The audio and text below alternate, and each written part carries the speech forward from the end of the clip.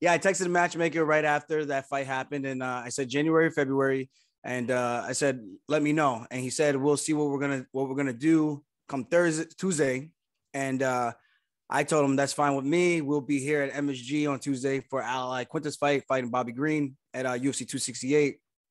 So pretty much that's when I'm looking to get back in there. You know, I don't want to wait another year. People are talking like Petr Yan is unbeatable now, that he can't be beat, can't even be hurt. If you listen to some people talk, what's your reaction to that? And is that a misconception that this guy can't lose? I mean, I think Corey Sandhagen showed that the guy can bleed. You know what I'm saying? He went 5 rounds with a guy that I dispatched in 88 seconds. TJ went 5 rounds with a guy dispatched in 88 seconds. And because of him, he put him in the surgical room and had to get surgery. So now he's not even in that title conversation right at the very moment, because now he's going to be leapfrogged by Yan because he got hurt and had to sit out, you know? So it's just one of those situations, man.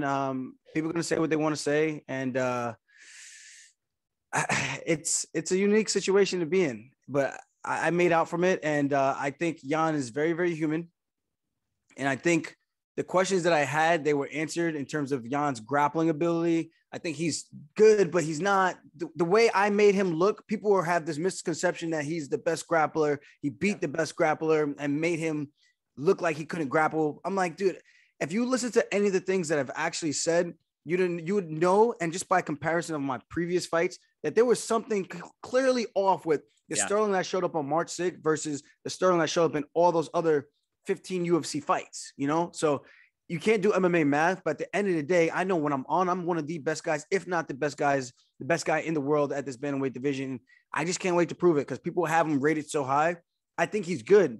Don't get me wrong. I don't want to beat a bum. I want to beat the best guys, and I can't wait to prove it and remove all doubt and show I was right the entire time. And that's all it's about for me. So in terms of legacy and everything like that, people can ride him off, right?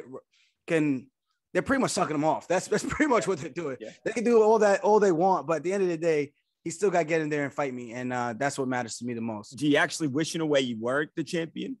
No, not at all. Not at all. I mean, at the end of the day, people are going to talk what they want to talk regardless. Yeah. If I had lost straight out, which I was on my way to losing if I didn't pull off a miracle submission in that fifth round, as tired as I was, I don't know if I could have done it. Maybe I could have. Who knows? I've seen crazier things.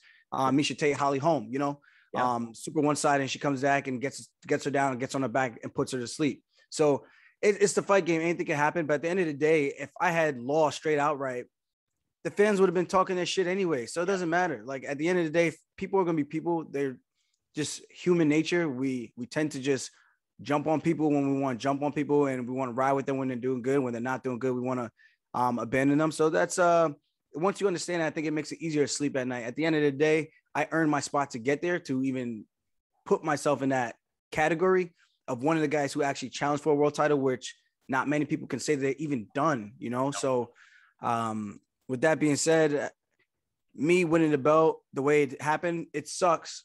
But at the end of the day, I kind of made out from it where I'm getting a pay increase, where I get an increase in base pay and I get an increase in pay-per-view, because not increase in pay-per-view, I'm actually going to get pay-per-view for this fight. So, you know, that's huge. Who's angry at that? At the end of the day, in hindsight, it worked out for me. And I'm happy about that, you know? So, I mean, this is prize fighting. We're in this for one reason, right? I mean, people could talk about the legacy as much as they want. My name is already cemented as one of the best bantamweights out there in the world to ever step in the octagon. And now I just need to make sure I have the bank account to go with it. Anything you'd say to him before I let you go, Aljo? I respect TJ. I respect Petr Yan.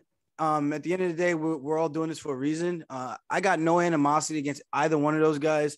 I know I just recently said fuck TJ, but fuck anybody who's a cheater in the sport.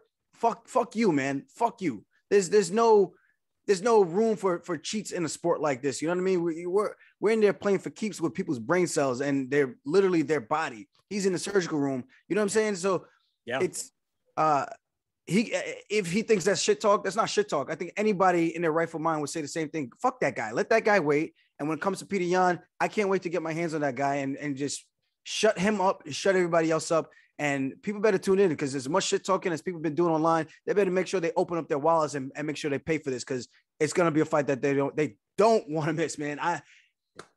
Bet the house, man. Just put your money where your mouth is. Bet the house on that guy. You got all those guys going to go home really, really sad with a lot less money. I know that much.